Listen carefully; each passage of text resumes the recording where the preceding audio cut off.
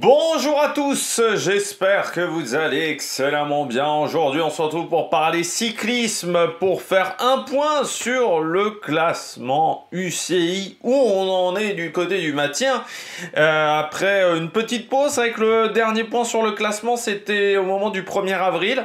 Là, nous sommes le 20 mai aujourd'hui pour faire un point sur ce classement, voir quelle équipe a performé pendant ce dernier mois et demi, pendant cette première semaine également de Tour d'Italie. On a eu les 4 jours de Dunkerque, on a eu également le Tour de Hongrie et pas mal de courses sur cette semaine. Donc on va essayer de voir qui a performé, qui a eu un peu plus de mal. On a eu également la campagne des Ardennaises, à la fin de la campagne des Flandriennes, plus le Tour des Alpes, le Tour de Romandie notamment qui ont été au programme.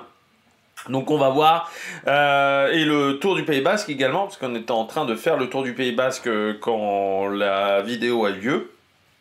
Donc on va voir qui a performé, qui a eu du mal, le point également sur les équipes qui potentiellement, si le classement s'arrêtait aujourd'hui, seraient en World Tour. Le point également sur les équipes qui sont bien classées au niveau de ce classement UCI, pour les équipes qui ne seraient pas en World Tour, mais qui pourraient obtenir les invitations directes pour l'an prochain. Enfin voilà, plein d'interrogations du côté de cette vidéo et j'espère pas mal de réponses. Allez, n'hésitez pas à vous abonner à la chaîne, à réagir dans les commentaires, à mettre un pouce bleu, à partager la vidéo sur les réseaux sociaux, notamment auprès de vos proches, si vous pensez que ça peut les intéresser. Dans les commentaires, n'hésitez pas à me dire qui vous a plu, qui vous a déçu sur ce mois et demi de compétition.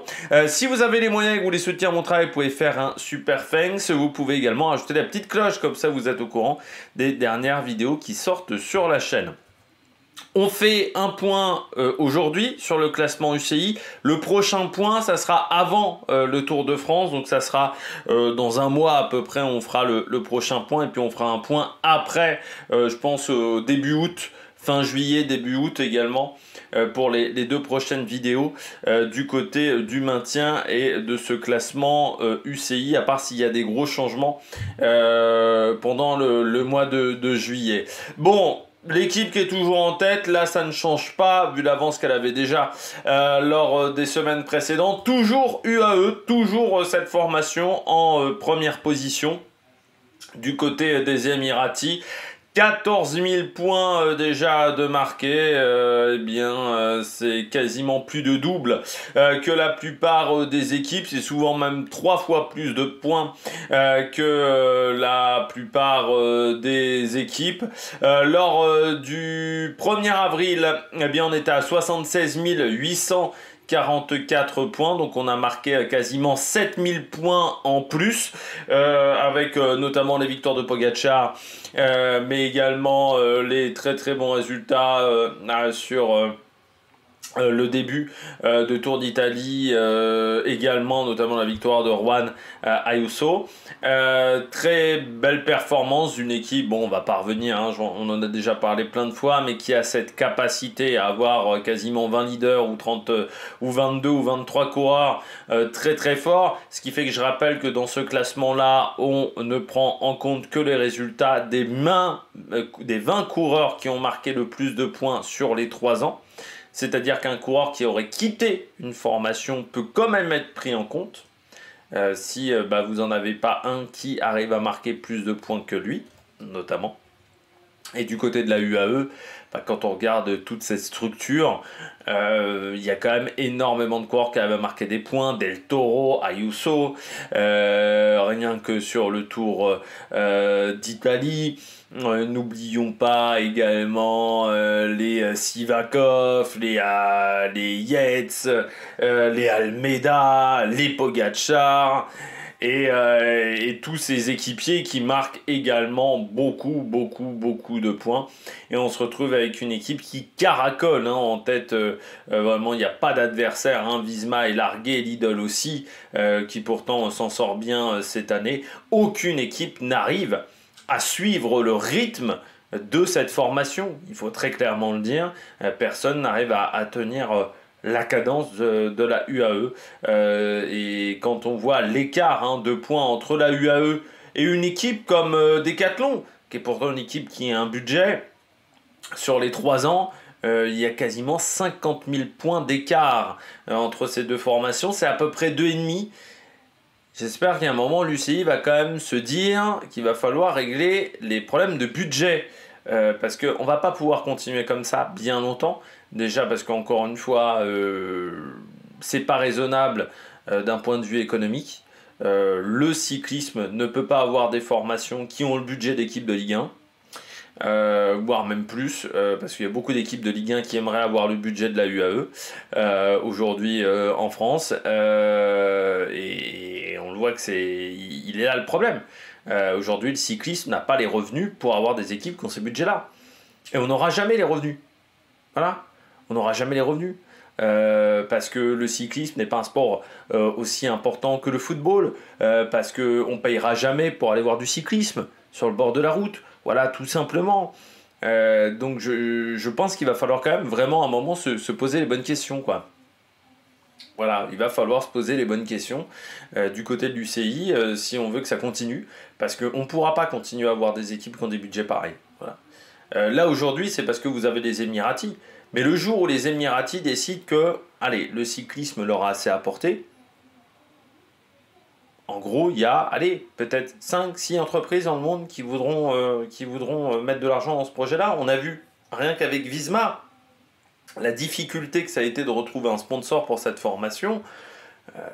On voit même avec Ineos qui va être obligé de prendre un co-sponsor, mais ça ne va pas tenir longtemps. Voilà, donc il y a un moment, je pense qu'il faut l'avoir en tête et il faut en avoir bien conscience.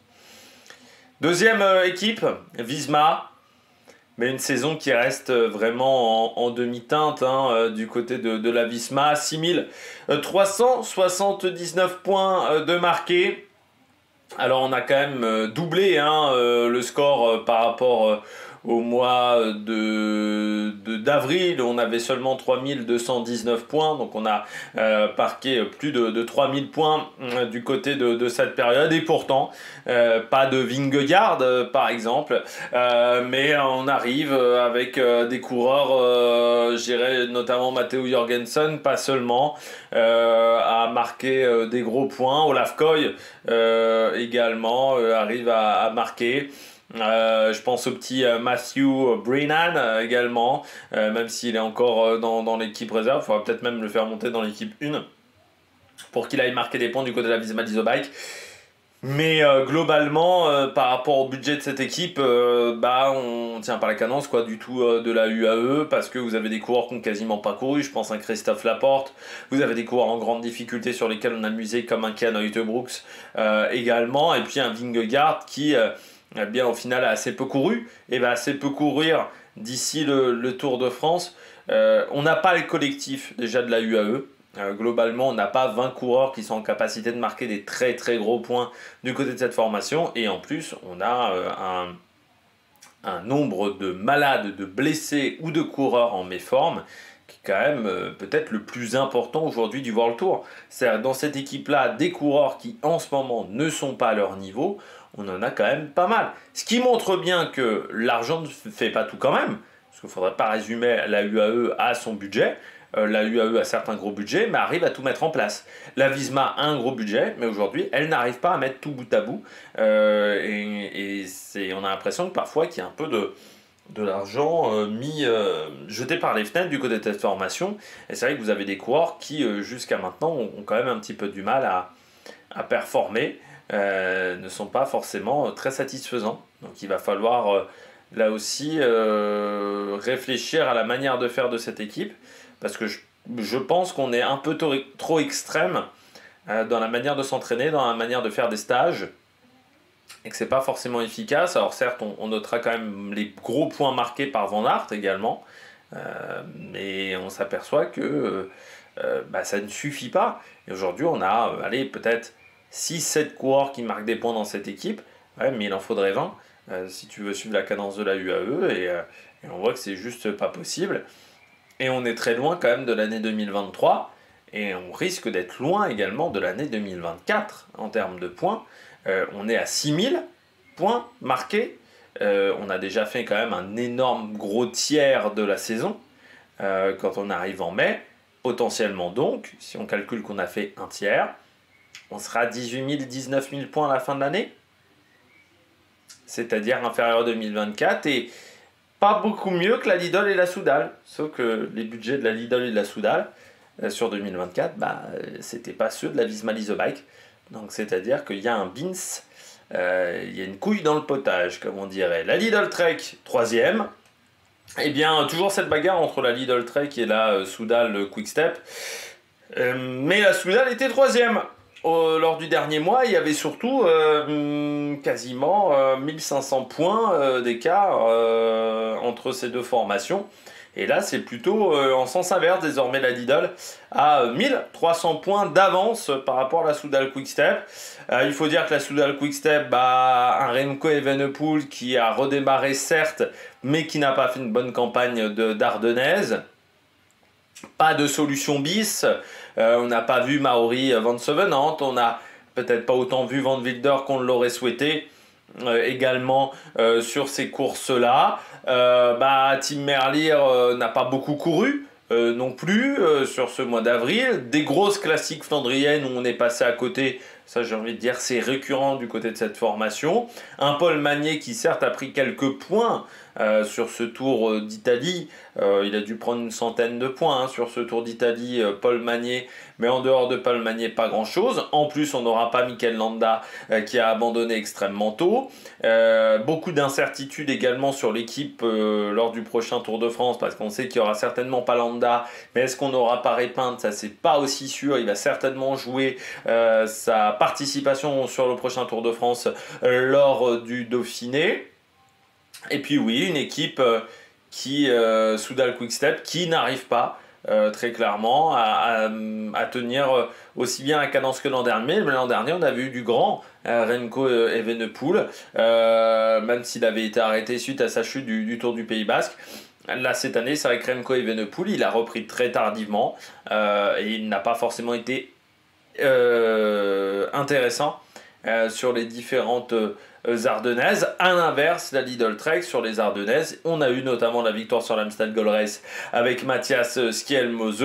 Ne pas oublier aussi sur cette période-là les résultats de Matt Pedersen, notamment ses 3 victoires sur le dernier Tour d'Italie, le fait d'avoir porté également le maillot rose, ce qui vous rapporte quelques points également, et puis Matt Pedersen qui a été efficace également sur les classiques flandriennes, plus des équipiers qui ont été bons également sur ces épreuves-là. On a vu également Ciccone, on a vu également Badjoli du côté des différentes épreuves, et une Lidl Trek qui, elle, est plutôt en avance par rapport au nombre de points qu'elle avait marqué en 2024. 9000 points, 9500 points déjà marqués, contre 18 000 en 2024, donc on a une légère avance du côté de la Lidl Trek, et on pourrait atteindre les 20 000 points marqués sur la saison du côté de cette formation. Surtout si on a un Jonathan Milan qui caracole en tête sur le prochain Tour de France. Et si on a un Skjelmose également performant sur cette course. Donc faire attention à la Lidl Trek qui est performante, qui avait déjà bien démarré la saison en mois d'avril. Elle avait déjà 1000 points de plus, 1500 points de plus quasiment que la Soudal Quickstep. Mais là, l'avance s'est accentuée. On a quasiment le double de points, 5003 contre 9005, donc quasiment le double de points entre la Lidl Trek et la Soudal Quickstep. Donc ça, c'est pas anodin dans ce match-là. 5e de ce classement, la Ineos Grenadiers, la Ineos qui était à 4433 points lors du mois d'avril. Eh bien, le rythme s'est un peu ralenti. On est désormais à 5984. Alors, c'est un peu mieux que la Soudal et on se rapproche un petit peu de la Soudal Quickstep. Parmi les bons résultats du côté de la Ineos Grenadiers, du côté de cette formation, il y a eu quand même quelques bons résultats, mais c'est vrai que sur les Ardennaises, il manquait un peu Pidcock, on va pas se mentir, l'équipe a vieilli sur les Ardennaises, même si on a bien eu Axel Laurence également qui a marqué des points du côté de cette formation, et puis une nouvelle manière de courir intéressante, mais qui parfois n'est pas forcément extrêmement rémunératrice en termes de points. Je pense notamment à l'étape des chemins blancs sur le dernier Tour d'Italie, qui, certes, on a vu une équipe beaucoup plus offensive, mais qui n'a pas forcément marqué énormément de points.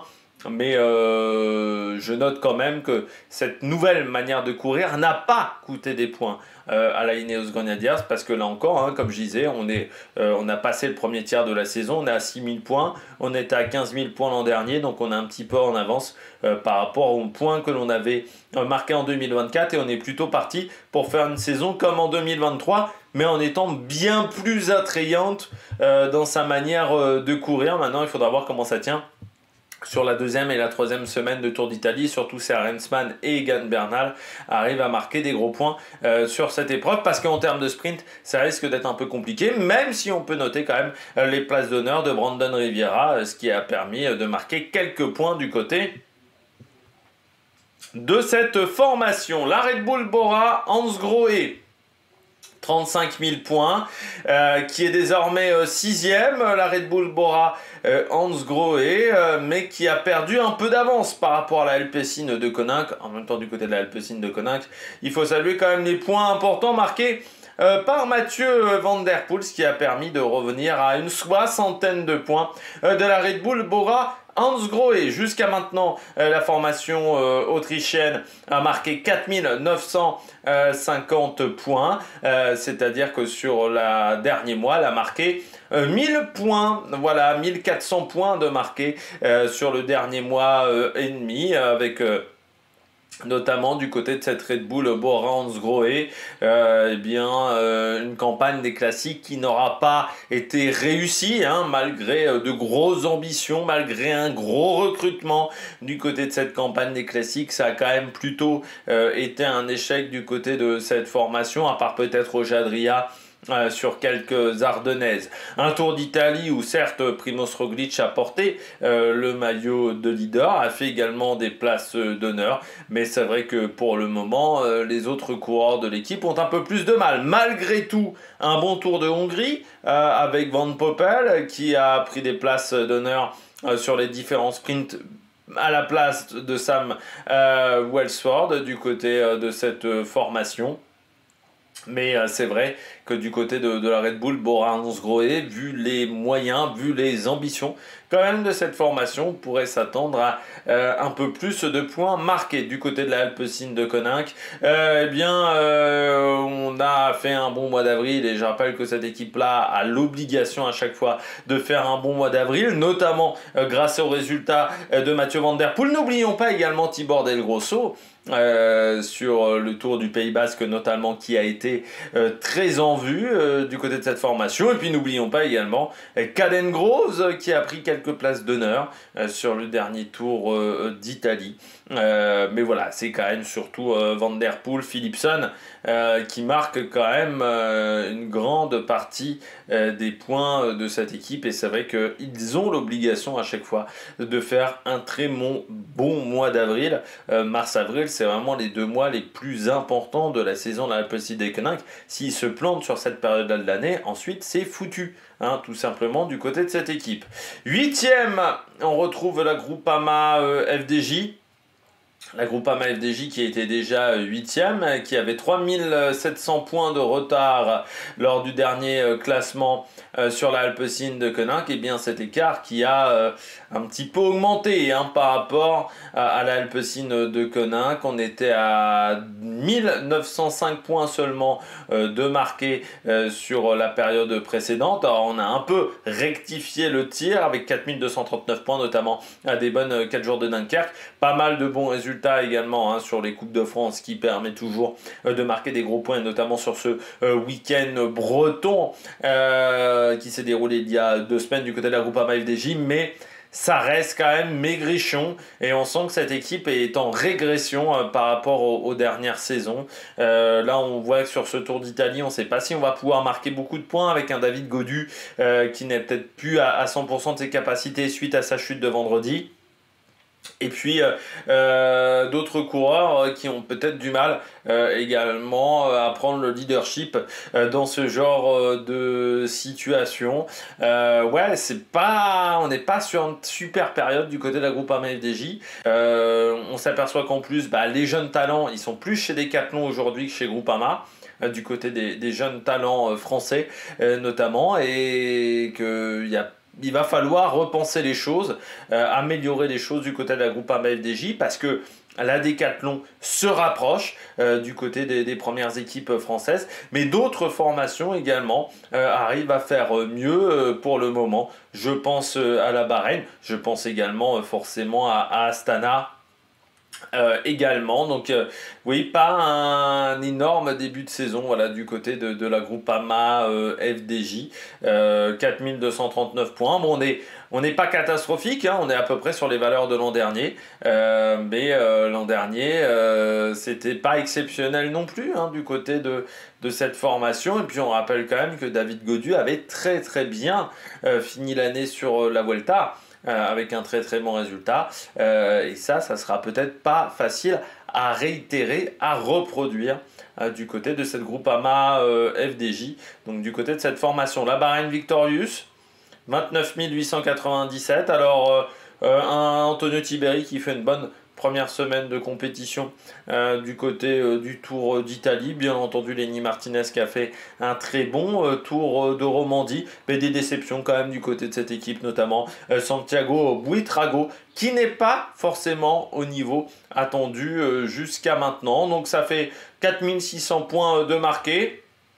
Sur le dernier mois et demi, ça n'a pas dû faire un énorme score. Du côté de la Bahreïn, on était à 2009. Donc vous voyez qu'on était quand même 1000 points de moins, 1000 points de plus de marqués par rapport à la Groupama. Et la Groupama a quand même largement rattrapé son retard de 1000 points d'écart. On n'est plus qu'à 400 points, même moins de 400 points entre ces deux formations, ce qui montre bien que du côté de la Bahreïn, on a connu un ralentissement malgré le très bon Tour de Romandie, encore une fois, de Lenny Martinez, qui a permis de marquer des points, parce que je rappelle, c'est une épreuve World Tour, le Tour de Romandie. Donc, ouais, du côté de la Bahreïn Victorious, on est quand même mieux que l'an dernier, hein. Vous voyez, seulement 9500 points de marqués.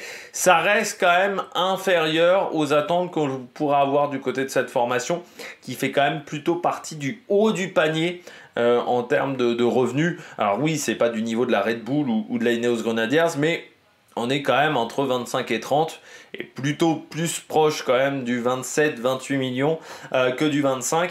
Et là, normalement, avec ces budgets-là, on doit être en capacité d'aller marquer des gros points. C'est là où on peut avoir une petite déception du côté de la Bahreïn Victorious, avec un Santiago Buitrago pas forcément exceptionnel, et puis Antonio Tiberi qui, jusqu'à ce Tour d'Italie, n'avait pas également été véritablement fantastique. On peut noter également les bons résultats de Zambanini, mais je ne sais pas s'il était dans les 20 meilleurs coureurs marqueurs de points du côté de la Bahreïn Victorious jusqu'à maintenant.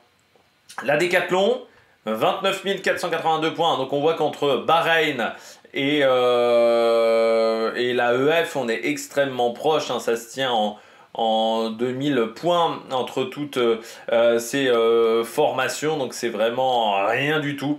Et du côté de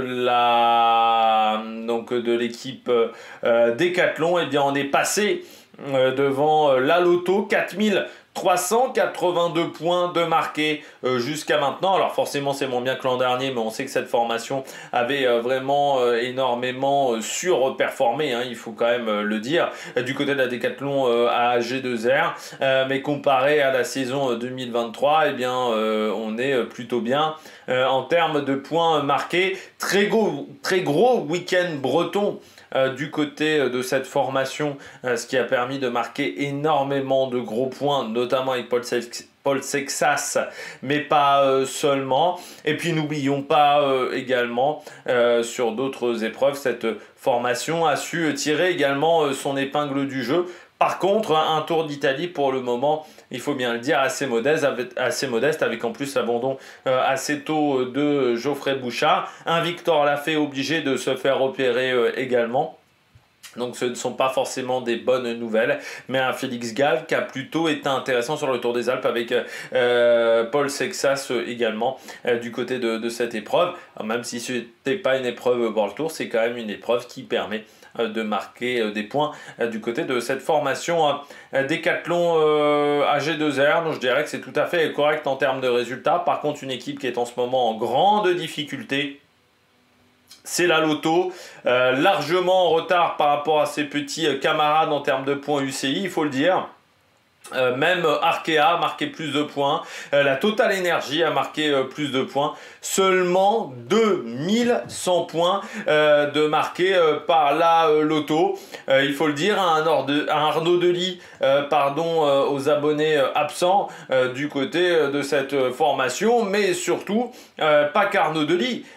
Si on devait le notifier, vous avez également Van Edveld qui n'a pas été incroyable sur les classiques ardennaise, et puis une équipe qui manque cruellement de bonnes touches, on pourrait dire, c'est-à-dire que vous avez 2-3 leaders très intéressants, mais derrière c'est un petit peu le néant du côté de cette formation. Ça manque un peu de talent, il faut bien le dire, et on reste toujours sur la même interrogation. La Lotto va certainement monter en World Tour l'an prochain, ça c'est clair et net. Par contre, il faudra quand même se poser des questions. S'il n'y a pas l'arrivée d'un co-sponsor du côté de cette formation, on montera et on redescendra 3 ans plus tard, parce qu'on ne pourra pas rester avec ce niveau-là de performance. Il faut très clairement le dire.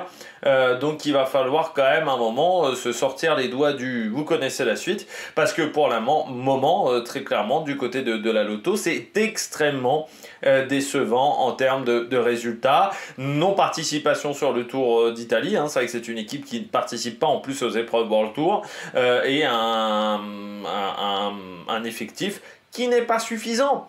Et en plus, quand vos leaders comme Delis, comme Van Edveld, mais surtout Delis n'est pas exceptionnel. Alors Delis qui va reprendre là très prochainement les compétitions, parce qu'il avait été mis un petit peu au placard, j'ai envie de dire, par son équipe, qui n'avait pas forcément aimé son niveau de performance et son attitude, mais il va falloir réussir à se remettre dedans, parce que là pour le moment du côté de la Lotto, c'est un petit peu quand même la catastrophe du côté de cette formation ancestrale GR du cyclisme. Ça fait quand même depuis les années 90 que cette équipe existe dans le monde du cyclisme professionnel. On continue du côté des points UCI après la Lotto, et bien l'AEF, 4046 points de marqués depuis le début de saison.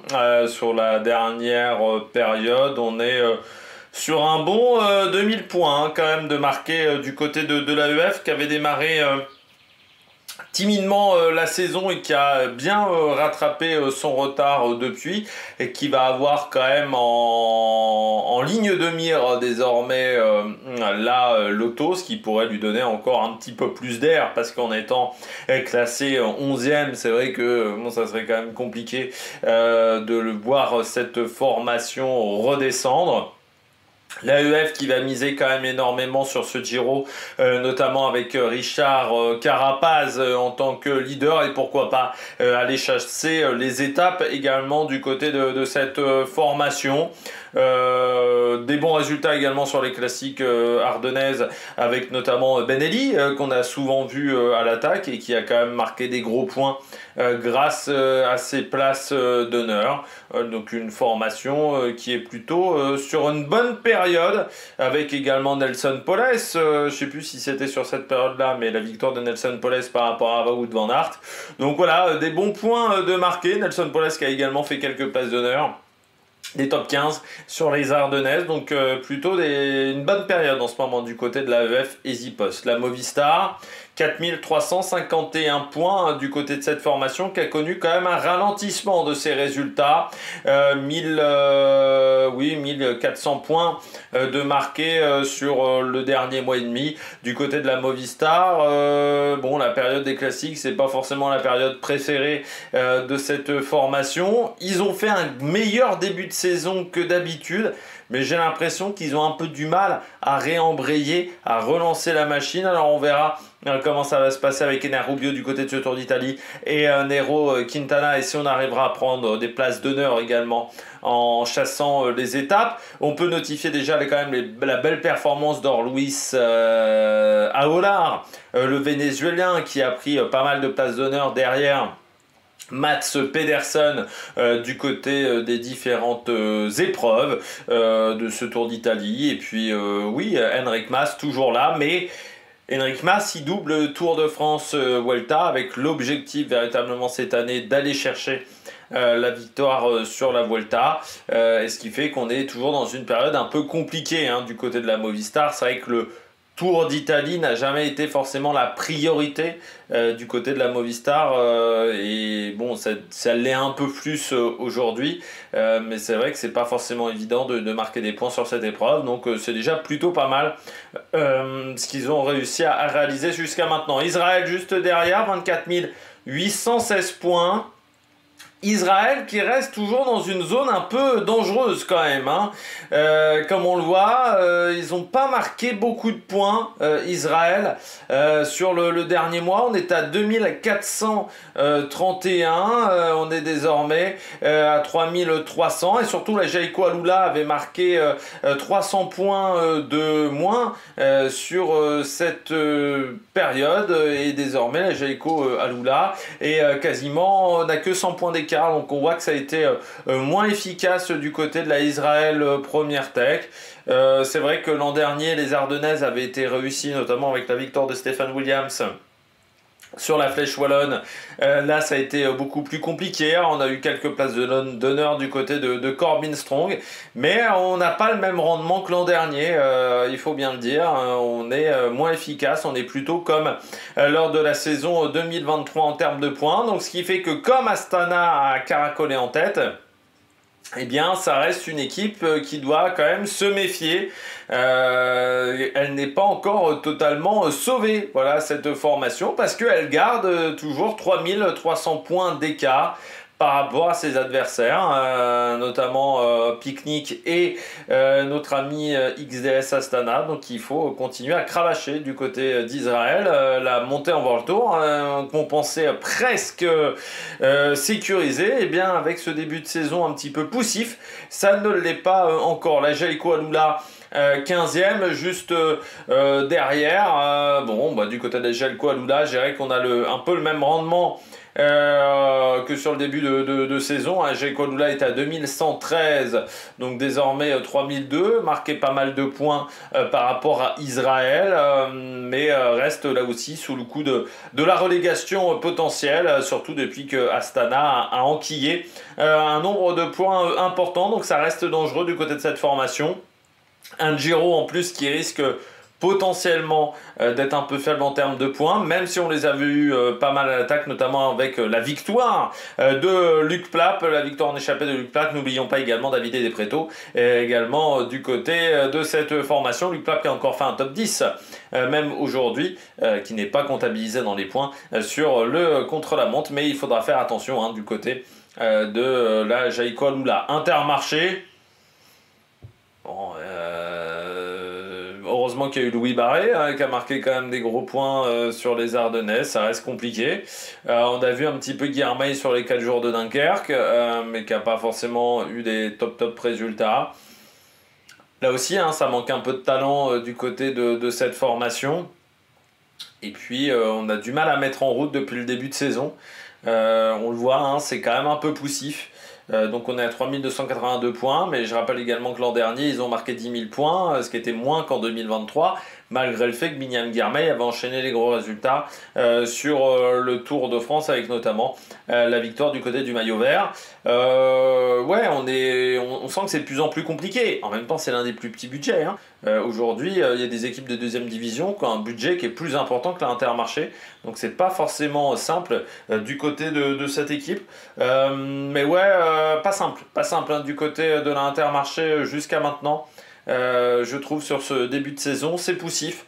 On a du mal vraiment à accélérer le rythme. La Cofidis, 3699 points du côté de la Cofidis. On était à 1153. On a un peu perdu le rythme parce qu'on avait quasiment marqué le même nombre de points que la Movistar, je crois. Donc on a fait un peu moins que la Movistar. Par contre, ah non, je dis une bêtise, non, on était à 2153. Non, on était plutôt sur le rythme de Aja Kualula.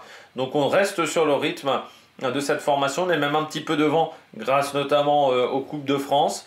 Le Tour d'Italie, on mise quand même sur Milan Fretin, principalement du côté de cette formation. On mise pas sur une victoire au général du côté de la Cofidis. Et puis on essaiera d'aller chercher, pourquoi pas, des étapes. Mais c'est surtout priorité à Milan Fretin. Et à des bons sprints du côté du coureur belge. Et puis donc Astana qui continue avec notamment Ulissi, avec également pas mal de places d'honneur, avec un Fortunato qui est toujours quand même placé correctement du côté du général. Et surtout pour la première fois, Astana n'est plus relégable. Et oui, Astana a dépassé la Picnic PostNL grâce à récupérer ses 5000 points de retard. Vous voyez, 7909 points. Et bien, il n'y a que la Lidl Trek qui a fait mieux, c'est-à-dire qu'ils ont marqué plus de points quand même que Visma. Plus de points qu'Ineos ou que Red Bull. C'est ça qu'il faut quand même souligner. L'efficacité de la Astana. Et puis ça a continué cette semaine avec le Tour de Hongrie, avec un bon Tour d'Italie du côté de cette équipe. Et donc ils ont déjà marqué plus de points qu'en 2024 et qu'en 2023 avec 7909 points. Donc ça montre quand même le niveau cette année de cette formation. C'est presque le nombre de points qu'a marqué la Cofidis l'an dernier. Et là, ils sont quand même sur un rythme assez exceptionnel. Alors la question est de savoir si ça va continuer à tenir. Mais bon, même si ça tient encore qu'un mois ou un mois et demi, s'ils arrivent encore à marquer 2000 points ou 2500 points, la Picnic PostNL et les autres formations autour vont devoir énormément cravacher. Donc c'est là où ça commence à être compliqué. Et pourtant, la Picnic PostNL se retrouve relégable alors qu'ils ont remporté une victoire avec Casper Van Uden. Donc ils ont eu une victoire cette semaine en Grand Tour, ce qui n'est pas anodin, oui, mais Astana enchaîne les points, arrive à marquer et à enchaîner les points, et Picnic n'arrive pas à faire cela, avec en plus un Romain Bardet qui ne va pas faire un bon classement général sur le prochain Tour d'Italie. Alors il va falloir compter sur Max Poole, mais Max Poole sur 3 semaines, on n'a pas encore véritablement vu les résultats du côté du coureur britannique. Et puis il va falloir compter sur du grand Casper Van Uden. Mais est-ce que la victoire de Casper Van Uden va signer la révolte du côté de la Picnic PostNL? Ça c'est quand même la grande interrogation. Mais malgré une semaine qui n'a pas été ignoble sur le Tour d'Italie, eh bien l'équipe s'est fait devancer désormais par la Astana.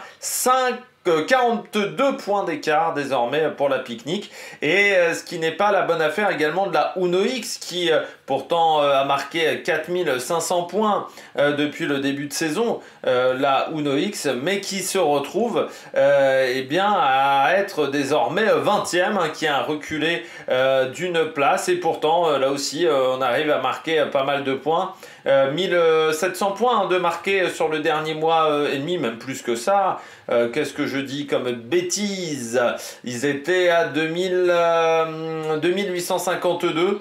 Donc si, voilà, ils sont sur ce niveau-là désormais du côté de cette formation Uno X, mais on est toujours à 1500 points de la montée, donc il va falloir continuer à cravacher, ou à 2000 points si on compte les points de la Cofidis qui n'est pas encore sauvé du côté de la Uno X. Par contre la montée s'éloigne du côté de l'Arkea, enfin le fait de rester en World Tour. Vous voyez qu'Arkea n'arrive pas à accélérer le rythme en termes de points UCI, malgré des courses en Bretagne qui n'ont pas été mauvaises. Ça ne suffit pas du côté de l'Arkea, 2905 points, et à part la Lotto, c'est la deuxième équipe qui a marqué le moins de points dans ce classement. Donc ça, ce n'est pas une bonne nouvelle, c'est moins de points que la Tudor ou que la Q36.5 notamment. Et ça, ce n'est pas une bonne nouvelle non plus, parce que Arkea, qui je rappelle n'a toujours pas de sponsor pour l'an prochain, si l'équipe donc redescendait en deuxième division au moment où on est, eh bien ça serait la Uno X qui aurait les invitations sur toutes les épreuves. Et là, Tudor, c'est-à-dire que le Arkea n'aurait même pas l'assurance de faire une partie du calendrier World Tour et des grosses épreuves World Tour. Et ça, forcément, pour un sponsor, ce n'est pas une bonne nouvelle. Et pour attirer des nouveaux sponsors, ce n'est pas une bonne nouvelle du côté de l'Arkea.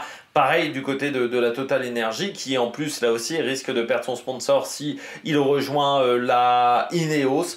Là encore du côté de la formation de Jean-René Bernaudot, le fait que Uno X soit aussi haut, le fait également que la Tudor soit aussi haut, c'est pas une bonne nouvelle. Et c'est pas une bonne nouvelle pour la Picnic parce que la Picnic a également 600 points de retard par rapport à la Tudor et à la Q36. Autant vous dire que pour là aussi avoir des invitations directes sur les épreuves World Tour, c'est loin d'être fait du côté de la Picnic. Et il va falloir là aussi le prendre en compte et faire attention du côté de cette formation. Donc voilà, il va falloir cravacher sévère désormais. Et vous voyez que la Unibet est désormais dans le top 30 UCI. Ils sont passés devant l'équipe Solution Tech grâce à leur bon début de saison du côté de la Unibet. Et c'est important d'être dans le top 30. C'est obligatoire pour avoir les invitations sur les grands tours. Et on pourrait peut-être avoir une équipe Unibet dans 1 an, dans 2 ans, avoir la capacité d'être invité sur les grands tours. Et ça serait une bonne nouvelle pour Basse Tietema. Eh bien, j'espère que vous avez aimé cette vidéo. N'hésitez pas à vous abonner à la chaîne, à réagir dans les commentaires, à mettre un pouce bleu. Et puis nous, on se retrouve pour de nouvelles aventures sur Amérique Production. Ciao, ciao!